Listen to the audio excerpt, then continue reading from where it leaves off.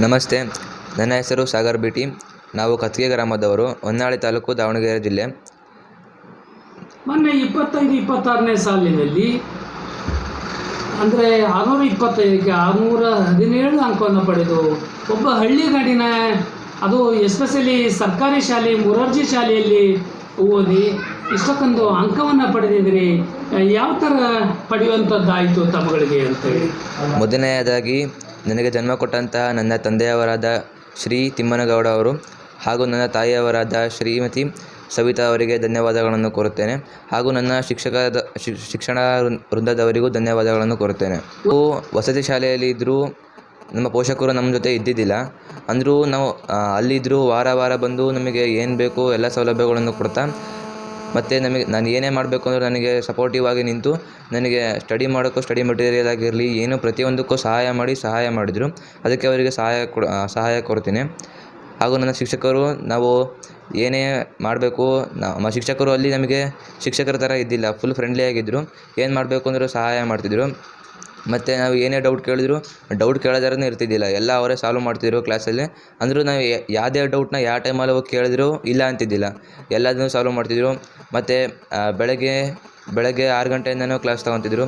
ಅಲ್ಲಿ ಆ ಟೈಮಲ್ಲಿ ಏನು ಬೇಕು ಅದನ್ನ ಡೌಟ್ ಕ್ಲಿಯರ್ ಮಾಡ್ಕೊತಿದ್ವಿ. ಮತ್ತು ಸ್ಕೂಲ್ ಅವರ್ಸ್ ಮುಗಿದ್ಮೇಲೆ ಮತ್ತೆ 6 ಗಂಟೆಯಿಂದ ಮತ್ತೆ ಈವ್ನಿಂಗು ಸ್ಟಡಿ ಅವರ್ಸ್ ತೊಗೊತಿದ್ರು. ಅಲ್ಲಿ ಏನು ಬೇಕೋ ಡೌಟು ಅಲ್ಲೇ ಕ್ಲಿಯರ್ ಮಾಡ್ಕೊತಿದ್ವಿ. ಮತ್ತು ನಾವು ಓದ್ಬೇಕಾದ್ರೆ ಏನಾರ ಒಟ್ಟು ಇವತ್ತು ಏನು ಮಾಡ್ತಾರೋ ಅದನ್ನು ಅವತ್ತೇ ಮುಗಿಸ್ತಿದ್ವಿ. ಅದನ್ನು ಮುಗ್ಸೋಕ್ಕಾಗಲಿಲ್ಲ ಅಂದರೆ ನೈಟರೇ ಆಗಲಿ, ಎಷ್ಟೊತ್ತರ ಆಗಲಿ ಅದನ್ನ ಓದಿ ಮುಗಿಸ್ತಿದ್ವಿ. ಸ್ಟಡಿ ಅವರ್ಸ್ಗಳನ್ನು ತಾವು ಪಾಠಗಳನ್ನು ತಮ್ಮಗಳಿಗೆ ಆ ಶಿಕ್ಷಕರು ಮಾಡುವಂಥದ್ದು ಮಾಡ್ತಾಯಿದ್ರು. ಸ್ಟಡಿ ಅವರ್ಸ್ಗಳನ್ನು ರಾತ್ರಿ ಸಮಯನೋ ಅಥವಾ ಬೆಳಗಿನ ಸಮಯನೋ, ಅದು ಒಂದು ನಿಗದಿತ ಸಮಯದಲ್ಲಿ ಇಷ್ಟಕ್ಕೊಂದು ಮಾರ್ಕ್ಸ್ ಬರಲಿಕ್ಕೆ, ಸಾಧನೆ ಮಾಡಲಿಕ್ಕೆ ಎಷ್ಟು ಸಾಧ್ಯ ಅಥವಾ ಯಾವ ಥರ ಸ್ಟಡಿ ಮಾಡುವಂಥದ್ದು ಮಾಡ್ತಾಯಿದ್ರಿ? Time table ಹಾಕ್ಕೊಂಡಿರ್ತಿದ್ವಿ. ಇವತ್ತಿನ ದಿನ ಓದಬೇಕು ಅಂದರೆ ಆ ಟೈಮ್ ಪ್ರಕಾರ ಓದ್ತಿದ್ದಿಲ್ಲ, ಕೆಲವೊಂದು ಸಲ ಮಿಸ್ ಆಗಿರ್ತಿತ್ತು. ಬಟ್ ಅವತ್ತು ಏನೋ ಓದಬೇಕು ಅಂತಿದ್ವಿ, ಅದನ್ನ ಮುಗಿಸ್ತಿದ್ವಿ. ಅದನ್ನು ಬಿಡ್ತಿದ್ದಿಲ್ಲ, ಅದು ಎಷ್ಟೊತ್ತರ ಆಗಲಿ ಅದನ್ನ ಓದ್ತಿದ್ವಿ. ಈಗ ಬೆಳಗ್ಗೆ ಹೊತ್ತು ಅಂದ್ಕೊಂಡ್ರೆ ಬೆಳಗ್ಗೆ ಆಗಲಿಲ್ಲ ಅಂದರೆ ನೈಟ್ ಅದು ಎಷ್ಟೊತ್ತರ ಆಗಲಿ ನಿದ್ದೆ ಗಟ್ಟಾದರೆ ಓದ್ತಿರ್ತಿದ್ವಿ. ನಾವು ಇದಾದ ನಂತರ ತಮ್ಮ ಶಿಕ್ಷಕರಿಗೆ ಒಂದು ಧನ್ಯವಾದಗಳನ್ನು ತಿಳಿಸುವಂಥದ್ದು ಮಾಡ್ಬೋದು ಹೇಗೆ? ಅವರು ನಾವು ಏನೇ ಡೌಟ್ ಬಂದರೂ ಎಲ್ಲ ಕ್ಲಿಯರ್ ಮಾಡ್ತಿದ್ರು. ಮತ್ತು ಫುಲ್ ಸಪೋರ್ಟಿವ್ ಆಗಿ ಫ್ರೆಂಡ್ಲಿ ಆಗಿರ್ತಿದ್ರು. ಆಮೇಲೆ ನಮ್ಮ ಯಾವ ಟೀಚರ್ಸು ನಮಗೆ ಏನು ಬೇಕು ಪ್ರತಿದಿನವೂ ಡೈಲಿಯಾಗಿ ಒಂದಿನನೂ ಮಿಸ್ ಮಾಡ್ದೇ ಪ್ರತಿದಿನ ಕ್ಲಾಸ್ ಮಾಡಿ ನಮಗೆಲ್ಲ ಸಿಲೆಬಸ್ ಎಲ್ಲ ಮುಗಿಸ್ಕೊಟ್ಟು ಮತ್ತು ರಿವಿಷನ್ ಮಾಡಿದ್ರು. ಅದಕ್ಕೆ ಧನ್ಯವಾದಗಳನ್ನು ತಿಳಿಸ್ತೀನಿ ಅವರಿಗೆ. ಮುಂದಿನ ಶಿಕ್ಷಣವನ್ನು ಯಾವುದನ್ನು ಆಯ್ಕೆ ಮಾಡ್ಕೊಂಡಿದ್ದೀರಿ?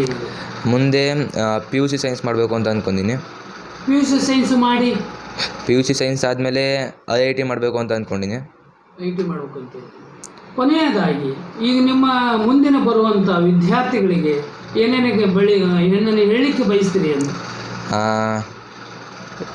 ಅವರು ಟೀಚರ್ಸ್ಗಳಿಗೆ ಬೆಲೆ ಕೊಡದೇ ಇರೋದು, ಫಸ್ಟ್ ಅವರು ಟೀಚರ್ಸ್ಗೆ ಬೆಲೆ ಕೊಟ್ಟು ಅವ್ರು ಏನು ಹೇಳ್ತಾರೋ ಅದನ್ನೆಲ್ಲ ಮಾಡಿ ಶಿಸ್ತಿಂದ ವರ್ತಿಸಿ ಅವರಿಗೆ ಬೆಲೆ ಕೊಟ್ಟು ಅವರು ಏನು ವರ್ಕ್ ಕೊಡ್ತಾರೋ ಅದನ್ನೆಲ್ಲ ವರ್ಕ್ ಮುಗಿಸಿ ಅವ್ರು ಹೇಳಿದ ಕೆಲಸ ಮಾಡಿದ್ರೆ ಸಾಕು, ಲೈಫಲ್ಲಿ ಅಚೀವ್ ಮಾಡ್ಬೋದು. ನನಗೆ ಪ್ರತ್ಯಕ್ಷವಾಗಿ ಪರೋಕ್ಷವಾಗಿ ಸಹಾಯ ಮಾಡಿರ್ತಕ್ಕಂಥ ನಮ್ಮ ಸಂಬಂಧಿಕರು ಮತ್ತು ಕತ್ಗೆ ಗ್ರಾಮಸ್ಥರಿಗೂ ಹಾಗೂ ಪೋಷಕರಿಗೂ ಮತ್ತು ಶಿಕ್ಷಣ ವೃದ್ಧಿಯವರಿಗೂ ಧನ್ಯವಾದಗಳನ್ನು ತಿಳಿಸಲು ಇಷ್ಟಪಡುತ್ತೇನೆ. ನಮಸ್ತೆ. ನನ್ನ ಮಗ ನನ್ನೂರು ಕತ್ತಿಗೆ, ಹೊನ್ನಾಳಿ ತಾಲೂಕು, ದಾವಣಗೆರೆ ಜಿಲ್ಲೆ. ನನ್ನ ಮಗ ನ್ಯಾಮತಿ ತಾಲೂಕು ಮಾದನಮಾವಿ ಮುರಾರ್ಜಿ ವಸತಿ ಶಾಲೆಯಲ್ಲಿ ಓದ್ತಾ ಇದ್ದ.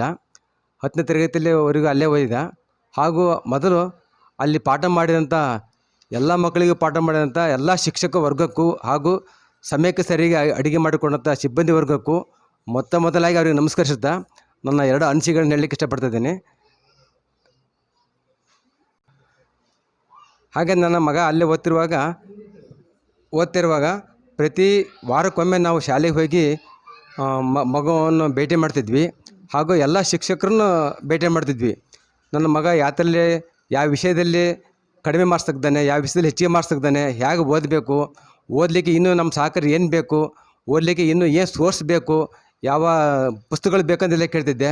ಅಲ್ಲಿರೋ ಎಲ್ಲ ಶಿಕ್ಷಕರು ಕೂಡ ನಮಗಿಂತಲೂ ಹೆಚ್ಚಾಗಿ ಡಿಪಾರ್ಟ್ಮೆಂಟಿಂದ ಒಳ್ಳೆಯ ಪುಸ್ತಕಗಳನ್ನು ಕೊಟ್ಟು ಎಲ್ಲ ಮಕ್ಕಳನ್ನು ಚೆನ್ನಾಗಿ ಓದಿಸಿದ್ರು. ನಮಗೆ ಭಾಳ ಖುಷಿ ಆಯಿತು. ಇತ್ತೀಚೆಗೆ ಪ್ರಿಪೇಟ್ರಿ ಪರೀಕ್ಷೆಗಳನ್ನು ತುಂಬ ಚೆನ್ನಾಗಿ ಮಾಡಿದರು. ಎಲ್ಲ ಮಕ್ಕಳು ಕೂಡ ಚೆನ್ನಾಗಿ ಬರೆದರು.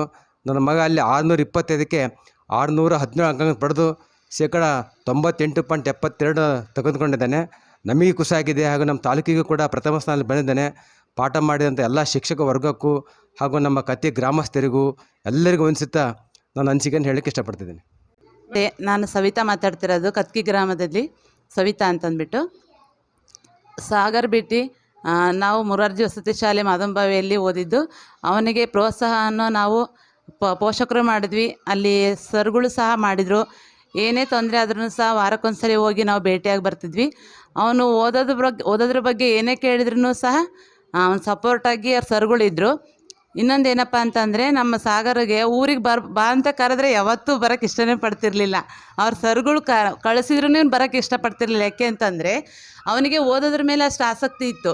ಅದಕ್ಕೋಸ್ಕರ ಅವನು ಈ ಒಂದು ಸಾಧನೆ ಮಾಡಲಿಕ್ಕೆ ಕಾರಣ, ಅವನು ನನ್ನ ಮಗ ಕಷ್ಟಪಟ್ಟು ಓದಿದ್ದಕ್ಕೆ. ಅವನು ದಾವಣಗೆರೆಯಲ್ಲಿ 5ನೇ ತಾರೀಕು MS ಕ್ವಿಜ್ ಅಂತ ಮಾಡಿದ್ರು 60 ಮಾರ್ಕ್ಸಿಗೆ. ಅದರಲ್ಲಿ 55 ಅಂಕ ಗಳಿಸಿ ಅವನು ಪ್ರಥಮ ಸ್ಥಾನ ಪಡೆದು ಅದರಲ್ಲಿ ಸೀಟ್ ಸಿಕ್ಕಿದೆ. ತುಂಬ ಖುಷಿ ತರುವಂಥ ವಿಷಯ. ಅದಕ್ಕೋಸ್ಕರ ಅವರು ಸಿದ್ಧಗಂಗಾ PU ಕಾಲೇಜಲ್ಲಿ ಸೀಟ್ ಕೊಟ್ಟರು. ಅದೇ ರೀತಿ ಅವನು 625ಕ್ಕೆ 617 ಮಾರ್ಕ್ಸನ್ನು ತೆಗೆದು ನಮಗೆ ತುಂಬ ಖುಷಿಯಾಗಿದೆ. ಆದರೆ ಅವನು ಶ್ರಮ ಪಟ್ಟಿರೋದ್ರಿಂದ ಎಲ್ಲ ನಮ್ಮ ಸಂಬಂಧಿಕರು ಸಹ ಸಪೋರ್ಟ್ ಮಾಡಿದ್ದಾರೆ.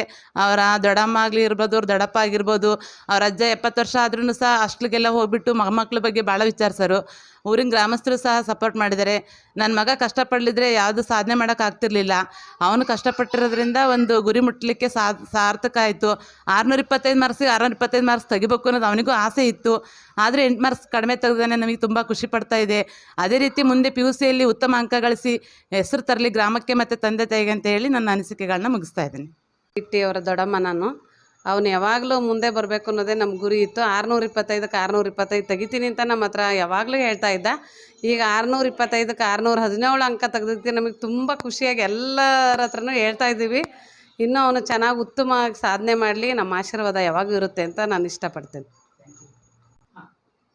ನಮಸ್ಕಾರ. ನಮ್ಮ ಅಳಿಯ ಸಾಗರು ತುಂಬ ಚೆನ್ನಾಗಿ ಮಾಡಿದ್ದಾನೆ. ಖುಷಿಯಾಗುತ್ತೆ. 617 ರ್ಯಾಂಕ್ ತೊಗೊಂಡಿದ್ದಾನೆ. ಸೊ ಯಾವಾಗಲೂ ನಾವು ಪ್ರೋತ್ಸಾಹಿಸ್ತಿದ್ವಿ ಅವನಿಗೆ ಚೆನ್ನಾಗಿ ಮಾಡಬೇಕು, ಇನ್ನು ಇದು ಮಾಡಬೇಕು ಅಂತ. ಸೊ ಎಲ್ಲರಿಗೂ ಖುಷಿಯಾಗಿದೆ. ಇನ್ನು ಹೀಗೆ ಮುಂದೆ ಮಾಡಿ ಒಳ್ಳೆ ದರ್ಜೆಗೆ ಹೋಗಲಿ ಅಂತ ಆಶಿಸ್ತೀವಿ. ಜ್ಞಾನೇಶ್ವರಿ. ಸಾಗರ್ ಅವ್ರು ನನಗೆ ಮಗ ಆಗಬೇಕು. ಅವ್ರು ತುಂಬ ಒಳ್ಳೆ ಮಾರ್ಕ್ಸ್ ತೆಗೆದಿದ್ದಾರೆ. ಇನ್ನು ಅದೇ ರೀತಿ ಚೆನ್ನಾಗಿ ಓದಲಿ, ಹೆಸರು ತೊಗೊಬರಲಿ ಅಂತ ಕೇಳ್ಕೊತೀನಿ.